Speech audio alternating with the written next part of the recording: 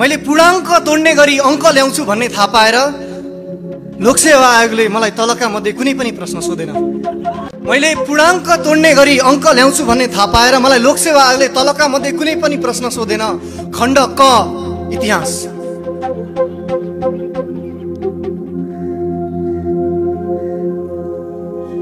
आफ्नो पेटमा तपाई आएपछि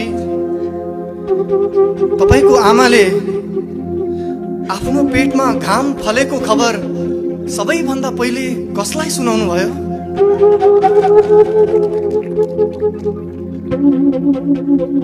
सन्तानलाई संसारमा ल्याउने बाटो पखाल्न, सन्तानलाई संसारमा ल्याउने बाटो पखाल्न एउटी आमाले कति लिटर रगत बगाउनु पर्छ? तपाई जन्मिने बित्तिकै खूब रुनु भएको थियो। त्यसको कारण तलका मध्ये कुन हुन्? क अब आमा जस्तै गरी बाँच्नु पर्छ भन्ने लागेर,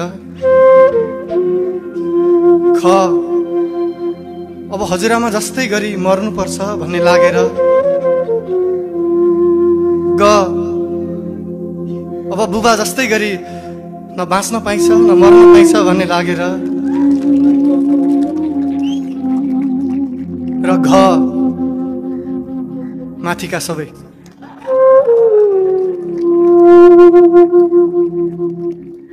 तपाई 1 वर्षको हुँदा आफै घस्रिन सक्ने हुनुभयो। 2 वर्षको हुँदा आफै हिँड्न सक्ने हुनुभयो। 4 वर्षको हुँदा आफै दौडिन सक्ने हुनुभयो। अब भन्नुहोस् तपाईलाई आफै उड्न अरु कति वर्ष लाग्छ?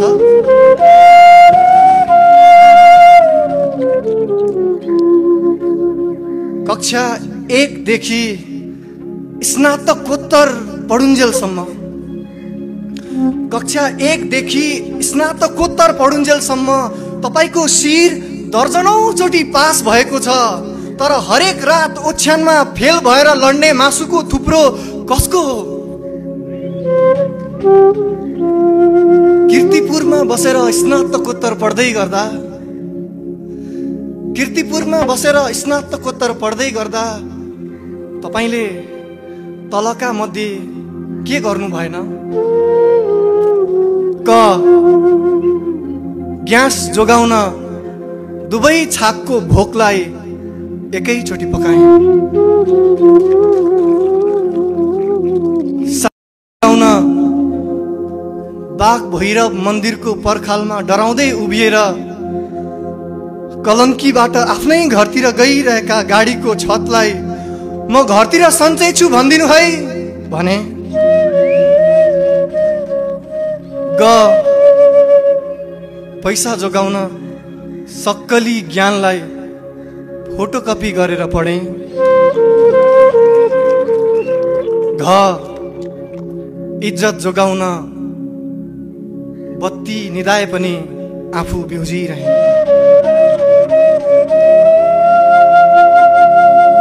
जागिर किन्नको लागि भनेर विश्वविद्यालयले तपाईलाई एउटा पैसाको लामो कागज दिएको थियो। त्यो कागज पाएको पूरा मिति लेख्नुहोस् र सँगसँगै त्यो पैसा बजारमा बिक्न नसक्नुका कारणहरू संक्षेपमा बयान गर्नुहोस्। इतिहासका यी प्रश्नहरू यदि सोधेको भए म कति सजिलै लेखिदिने थिएँ उत्तरहरू। इतिहासका यी प्रश्नहरू यदि सोधेको भए म कति सजिलै लेखिदिने थिएँ उत्तरहरू। म कति सजिलै लेखिदिने थिएँ हाम्रा पुराना डोकामा ओथारा बसिरहेका कुखुरा जस्ता गतेहरू,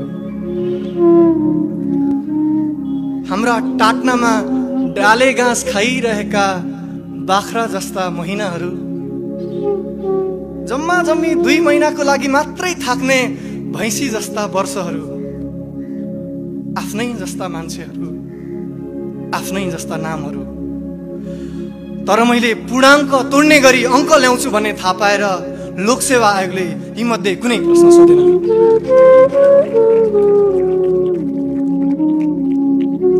खण्ड ख खेलकुद। बुबाको पुरानो मोजा चोरेर त्यसमा कस्ता रङका प्लास्टिक हाल्नुभयो अनि कस्ता रङका सपना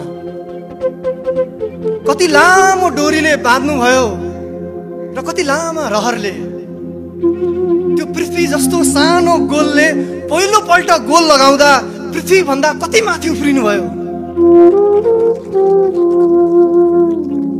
बुबा आफैले किनिदिएको नयाँ मोजा लगाएर सहर हिँड्नु अघि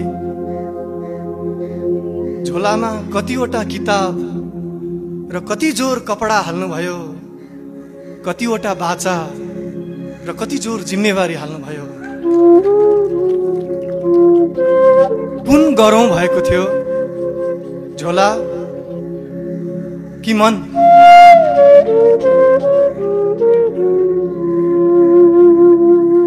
यो ठुलो सहरको मैदानमा तपाईलाई फुटबल बनाएर पराया लात्तीले पहिलो पल्ट गोल गर्दा पृथ्वी भन्दा कति तल भाँसिनु भयो। खेलकुदका यी प्रश्नहरू यदि सोधेको मात्रै भए म कति सजिलै लेखिदिने थिएँ उत्तरहरू। म कति सजिलै लेखिदिने थिएँ निरोगी विश्लेषणहरू अनि उपचार गराइरहेका अङ्कहरू। तर मैले पूर्णाङ्क तोड्ने गरी अङ्क ल्याउँछु भन्ने थाहा पाएर लोकसेवा आयोगले यीमध्ये कुनै प्रश्न सोधेन। खण्ड ग, राजनीति। कतिचोटि जोतेपछि एउटा खेतमा धान रोप्न मिल्ने मेलो बन्छ। कतिचोटि खेत जोतेपछि त्यो खेतमा धान रोप्न मिल्ने मेलो बन्छ भन्ने कुरा थाहा नपाएको व्यापारी हरेक वर्ष धानको मोल किन तोक्छ?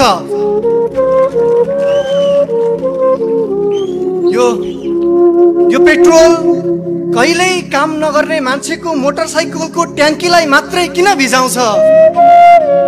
यो पेट्रोल कहिल्यै काम नगर्ने मान्छेको मोटरसाइकललाई मात्रै किन भिजाउँछ? यो तीखो पिन जहिल्यै काम गर्ने तपाईको बुबाको कभर नभएको साइकलको सिटमा किन भिजाउँछ? अर्काले बनाइदिएका समय तालिकाका प्वालहरू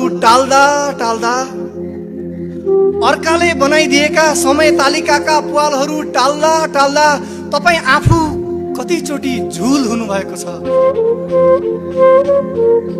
राजनीतिका यी प्रश्नहरू यदि सोधेको मात्रै भए म कति सजिलै लेखिदिने थिएँ। बाँझो फुटाउँदाको रिसमा हलोले खेतमा लेखेका उत्तरहरू। म कति सजिलै लेखिदिने थिएँ पङ्चर भएको रिसमा साइकलको ट्युबले खाल्डोमा लेखेका उत्तरहरू। तर मैले पूर्णाङ्क तोड्ने गरी अङ्क ल्याउँछु भन्ने थाहा पाएर लोकसेवा आयोगले यीमध्ये कुनै पनि प्रश्न सोधेन। खण्ड घ, विज्ञान र प्रविधि। अँध्यारो कोठामा राति एक्लै बसेर निस्तो भात खाइरहँदा, अँध्यारो कोठामा राति एक्लै बसेर निस्तो भात खाइरहँदा गोजीमा बजेको फोन आमाकै हो भन्ने कसरी थाहा हुन्छ?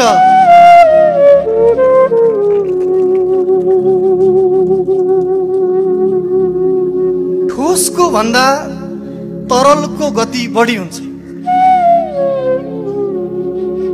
तरलको भन्दा ग्यासको गति बढी हुन्छ। अब भन्नुहोस् उसको यादको भन्दा बढी गति के को हुन्छ?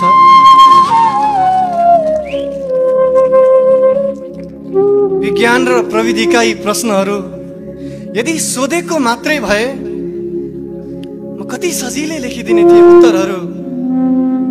म कति सजिलै लेखिदिने थिएँ। मध्यरातमा मैले मेरो मोबाइलमा निर्मम थिचेर मेरी निरक्षर